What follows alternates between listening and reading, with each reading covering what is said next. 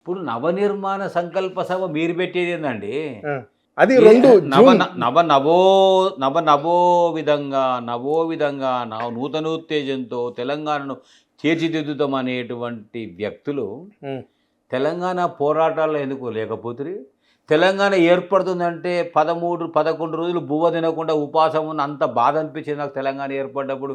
ఏడ్చుకుంటా కూసున్నా అని ఎందుకో మాట్లాడే గిదే పవన్ కళ్యాణ్. హ్మ్. 2 కళ్ళ సిద్ధాంతం చెప్పి నాకు అది కావాలి, ఇది కావాలి కానీ తెలంగాణ ఏర్పడడానికి విషం చెమ్ముతూ అడుగడుగున అడ్డుపడుతూ అడ్డుగోడలు కట్టింది చంద్రబాబు నాయుడు గారు కదా! హ్మ్. ఒక ఓటు 2 రాష్ట్రాలను రాజమండ్రిలో తీర్మానం చేసినటువంటి బీజేపీ అస్త్రము ఎందుకో స్వీకరించి రాజకీయ సన్యాసం చేసి పదవులు వదిలిపెట్టి పోరాటం మీ కండువ మీ భుజాన్నే వేసుకొని ఎందుకో కొట్లాడకపోతురు ఆ రోజు. హ్మ్. ఎటు పోయిర్రు మీరంతా? హ్మ్. ఒక్కడిగా బయలుదేరిండు కదా! హ్మ్. పిడికెడు మందిని చీర తీసుకున్నాడు కదా! హ్మ్. ఈ బక్కోన్‌తోనేమైద్ది అన్నారు కదా! హ్మ్. ఈ పిడికెడు మనిషితోనేమైద్ది అనుకున్నారు కదా! హ్మ్. ఈయనంతా కేసీఆర్ అంతా ఈయన పోరాటం ఎంత అనుకున్నారు కదా!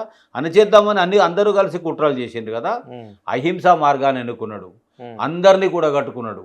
మానలో ఉన్నటువంటి ఆవేశం ఏముంది? ఆలోచన కూడా కావాలి దీనికని ఆలోచనలు జోడించి రాజకీయ ప్రక్రియ అవసరమని 32 రాజకీయ పార్టీలను ఒప్పించి, మెప్పించి అందరితో తెలంగాణకు అనుకూలంగా ఆమోదం పొందడానికి లేఖలు తీసుకొని వచ్చిండు కదా!